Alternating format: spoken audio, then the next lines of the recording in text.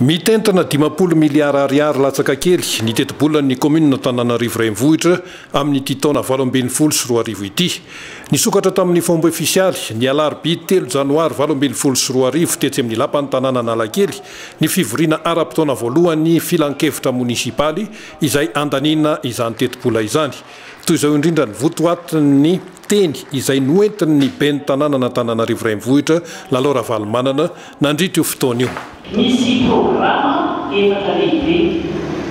Voalohany, administration sy coordination na fandaminana sy fanondrana ny asa izay ataontsika eo amin'ny tanàna izay ataontsika miaraka ato amin'ny commune. Faharoa, fampandrosoana sy fotodrafitr'asa, développement et infrastructure. Zavatra lehibe mihitsy satria io tena lasa-baoaka antsika hoe mba misy fiovana be eto amin'ny tanàna renivohitra izay solombona malagasy. Rehefa eto mantsy misy fiovana dia misy mantoka hoe manaraka ho azy ny aminy. Fahatelo, sosialy sy ara-kolotsaina, développement sociaux et culturels.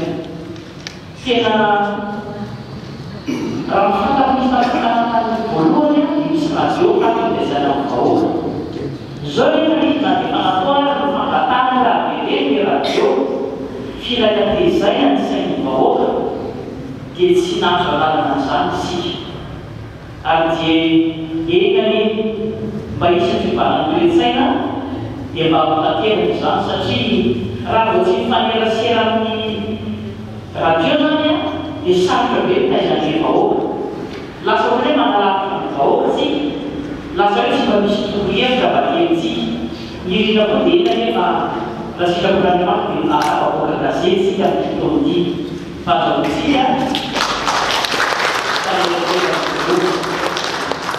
ny farany nefa ny lehibe indrindra dia ny déconcentration et décentralisation du pouvoir. Raha voatakainy velany tany zay na fito amby folo arivo tsy indray mandeha tsy indroa tsy miteto dia izay daholo ny fifampinatokany. Voamarika fa niakatra 300 isan-jato ny fampiasam-bola ho amin'ny fotodrafitr'asa raha io teti-bola io nojerena raha noarina tamin'ny teo aloha.